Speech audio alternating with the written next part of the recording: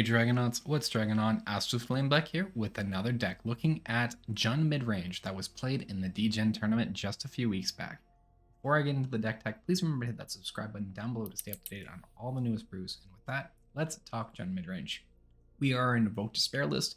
We want to get there as quick as possible, make sure we have the Invoke Despairs in hand, and that we're able to cast them.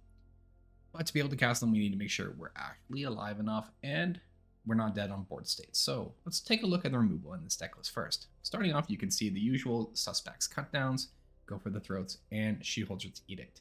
Edict is a great multifunctional removal. Planeswalkers, tokens or non-tokens, go for the throat, just a all amazing around purpose removal key, and cut down, great for early game removal.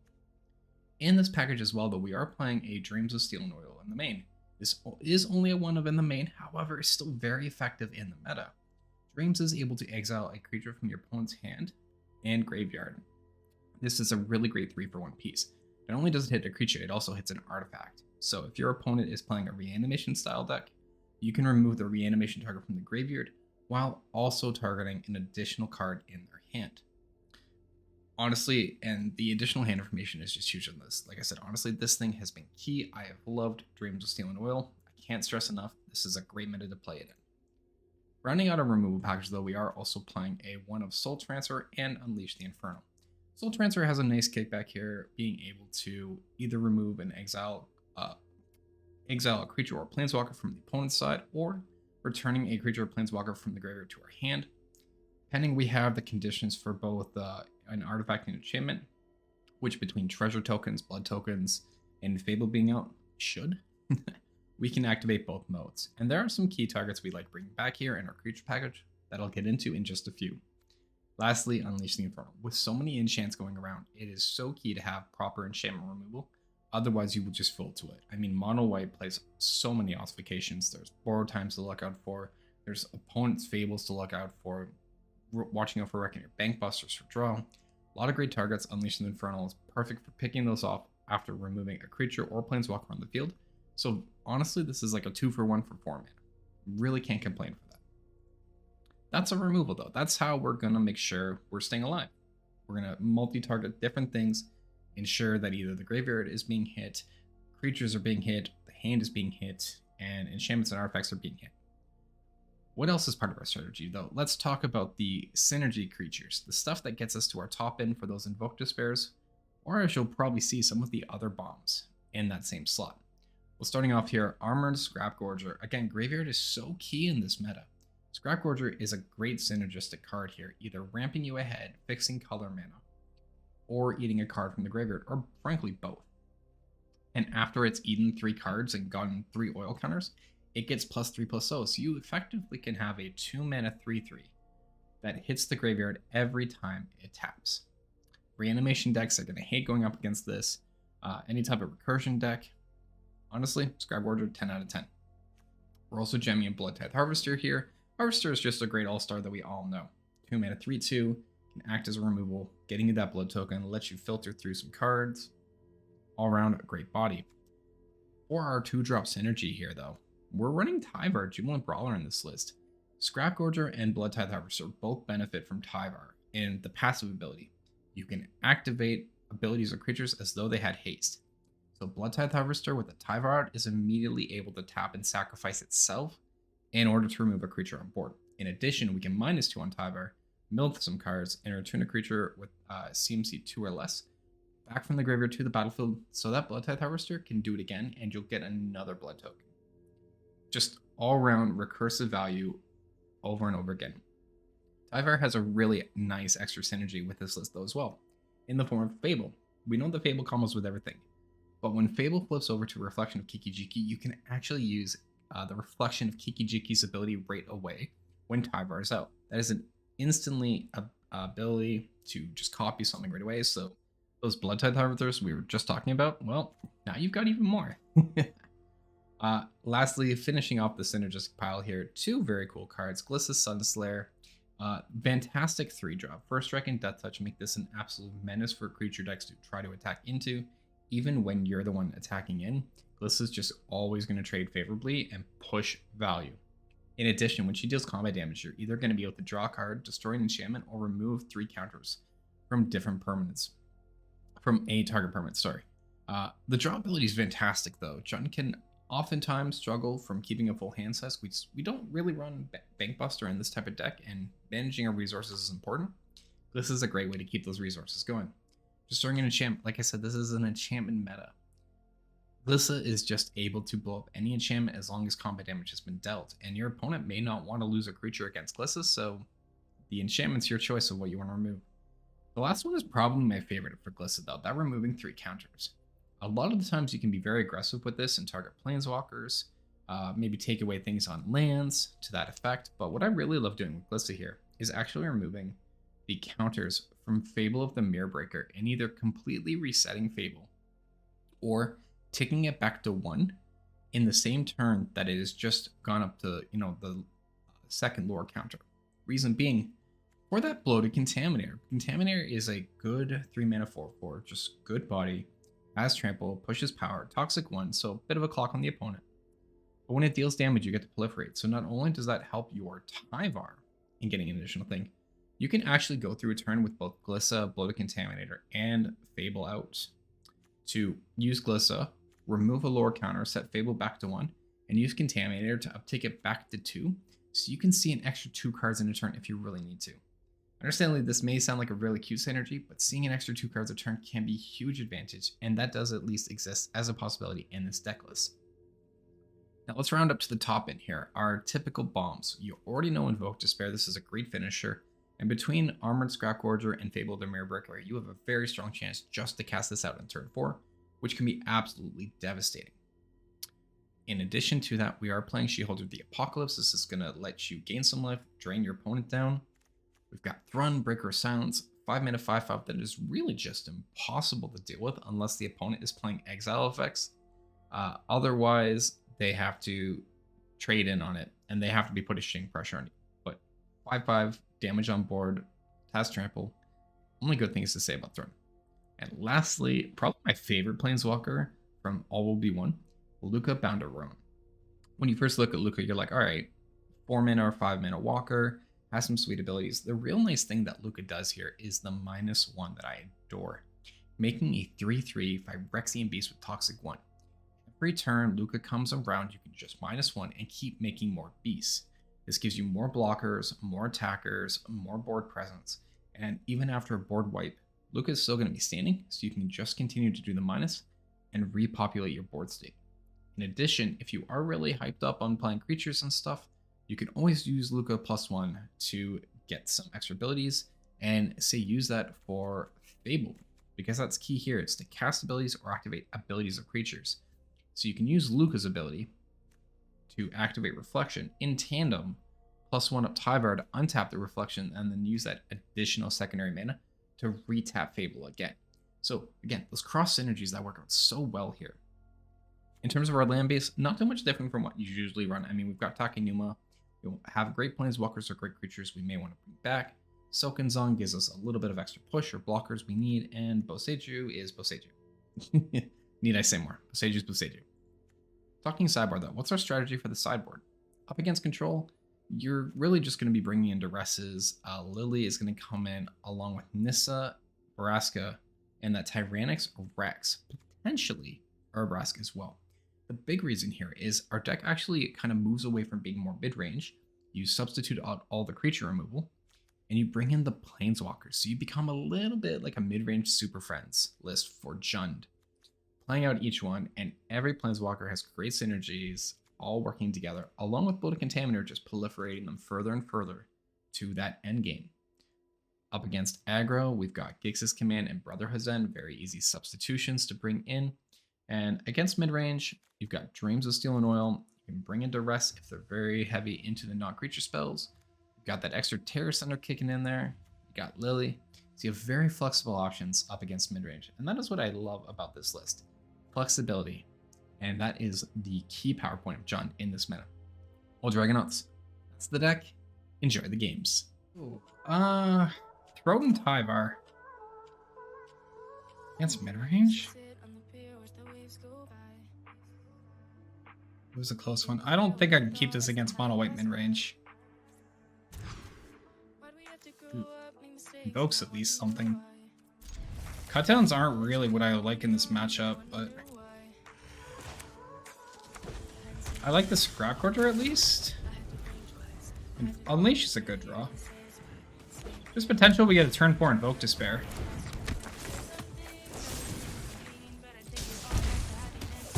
So we just cut down the Ambitious Farmhand because that is at least a target. Okay. Playing a Scrap Quarter here. Hopefully we draw another thing. We can go into Lukka. Nice.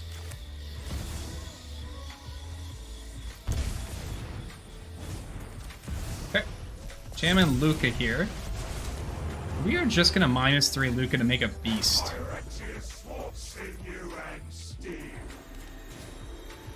The Stonebrain.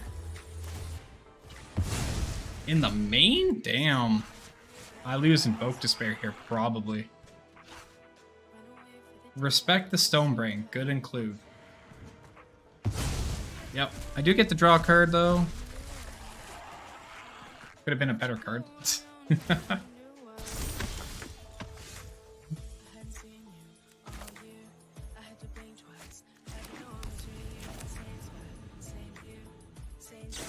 just gonna end up doing this.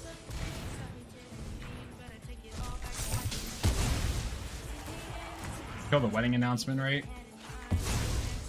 Yeah, I know they definitely target invotes. There is no question on that. Block at least. I was unfortunate. Stonebrain. I respect the Stonebrain include. That's a really good one.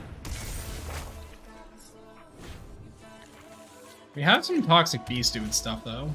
Stonebrain again. I'm actually fine with that. We're gonna +1 up Lukka here, play in a Harvester. We are just gonna actually go and attack for 9 damage here. And pass the turn, we can cycle our Stonebrain. Sorry, we can cycle our Proving Grounds.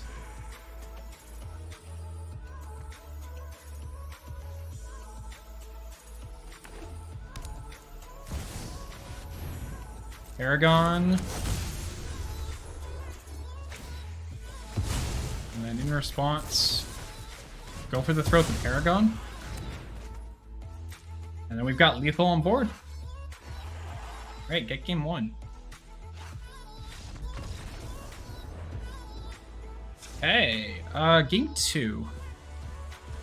Depopulates, White Suns and Ossifications probably come in. The extra Farewell as well. How many Lorons? They already have 2 Lorons. I'd probably keep in the Invokes and the Thrun and Lukka. Like, these just generate good items. This may be a game where we're going to go a little bit longer in value. So Vraska and Rex plus Nissa come in very handy for enchantment and removal. Dreams is also very good because that exiles. Cutdown doesn't have as many targets, so I can actually remove the cutdowns. I can bring in the Lily, probably cut the Soul Transfers, and I don't think I'll be worried about Bloated Contaminator on the draw here. Duresses can also come in too.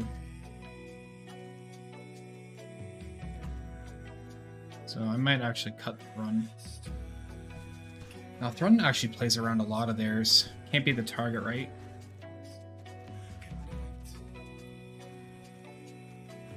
Do like minus a Scrap Quarter, minus a Harvester, minus a Tyvar. Reduce package down that way. Just keep in our discard effects. And I'll cut down a Fable as well. So we are just going to bring in a butt ton of discard effects and bigger answers in our later game that we can play out as soon as we get things rolling. So discards, Lily, Throne was already in the list, but Lukka was already in the list. But our Planeswalkers too. So we're gonna run it that way. Or let's do, but that particular list does not. I will keep.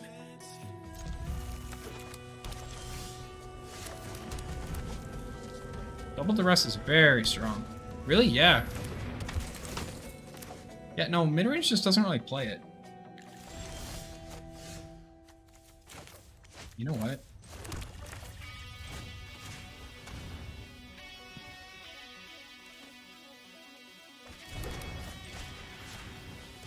I don't really care about the Depop. The farewell is an issue, though. Ossification, too, so... Hey, what's going on? Quick, happy Saturday. How you doing today, bud? Welcome in. Yeah, there's ossification.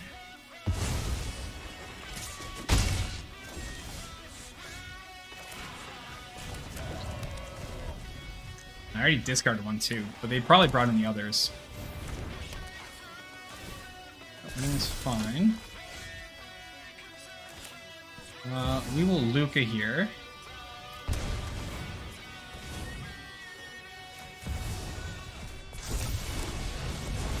And I'm gonna plus Lukka to play in Scrap Forger.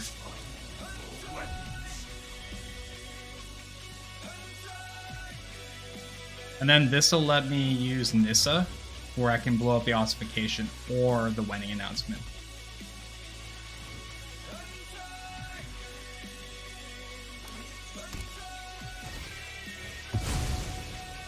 Great.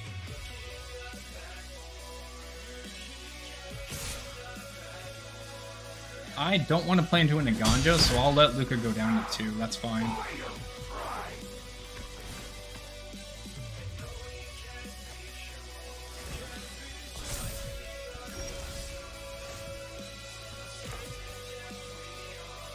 Let us Nissa.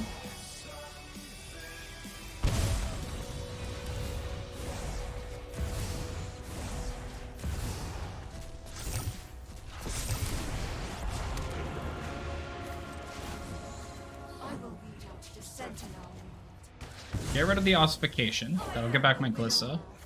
We'll minus and make it 3/3.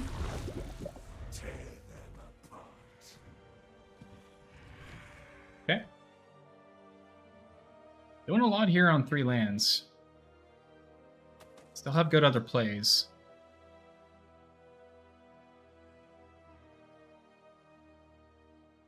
Like, if they depop, that could be good for me. Because my planeswalkers are still alive. And right now my creatures are threatened. That's curious. Depopping before attacking. They could have knocked off Lukka here.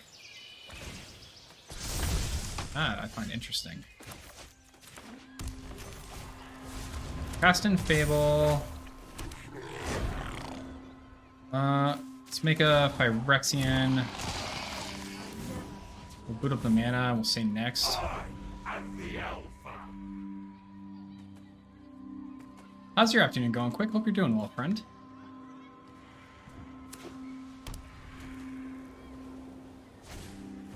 Stonebrain, sure. Stonebrain active now. Outside first, alright. What are you gonna Stonebrain me for? They might name Invoke Despair again.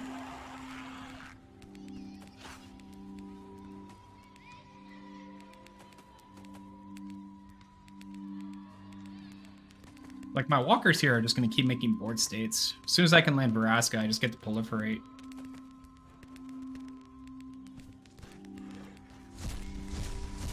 Invoke's A-okay. Let's top deck a land. Run's pretty good, too. I think I'll actually discard a Fable. Nice.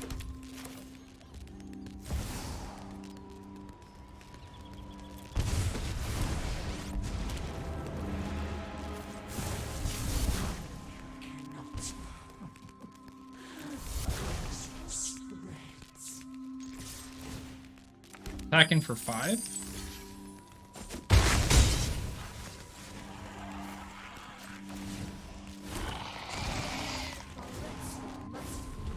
And like that, we're looking on a good board state. 3 walkers.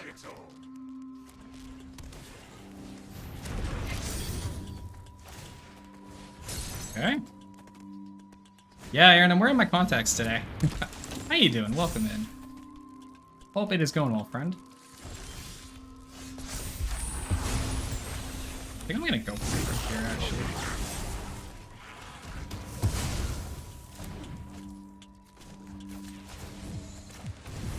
I'm gonna cast in Thrun.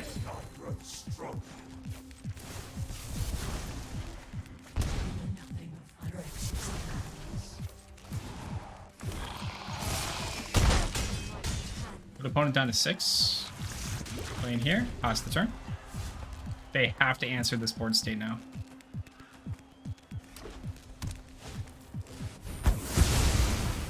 That's perfectly fine. Stonebrain, sack 2, name She-Holdred. Nope, so that's true. Farewells can't do a thing to walkers, which is why I love my sideboard the way I do. It just plays around Farewell much easier than my other decks. Yeah, Shelly's fine, so we'll draw a card here. It's Duress. They don't care about double planes. Let's draw a card. Play that in, plus in, and Rexy! Get him, Big Bird! There we go. Hey Dragons, thank you so much for sticking around to the end of the video. It is always appreciated. Please remember to hit that like and subscribe button to stay up to date on all the newest decks coming out. And with that, as always, keep believing. I'll catch you next time.